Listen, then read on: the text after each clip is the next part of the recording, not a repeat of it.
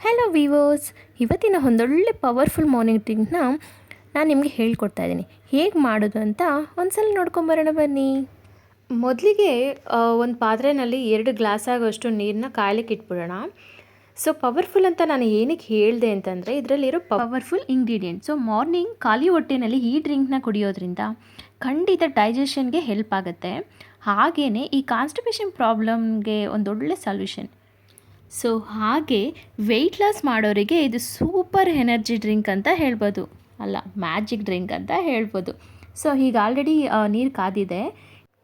ಇದಕ್ಕೆ ನಾನು 2 table spoon ಆಗೋಷ್ಟು ಈ ಪೌಡರ್ನ ಆ್ಯಡ್ ಮಾಡ್ಕೊಳ್ತಾ ಇದ್ದೀನಿ. ಸೊ 2 ಟೇಬಲ್ ಸ್ಪೂನ್ ಯಾಕೆ ಅಂತಂದರೆ ನಾನಿಲ್ಲಿ ಇಬ್ಬರಿಗೆ ಆಗೋಷ್ಟು ಮಾಡ್ತಾಯಿದ್ದೀನಿ. ಸೊ ನೀವು ಒಬ್ಬರಿಗೆ ಮಾಡ್ಕೋಬೇಕು ಅಂತಂದರೆ 1 ಟೇಬಲ್ ಸ್ಪೂನ್ ಸಾಕಾಗುತ್ತೆ ಇದಕ್ಕೆ.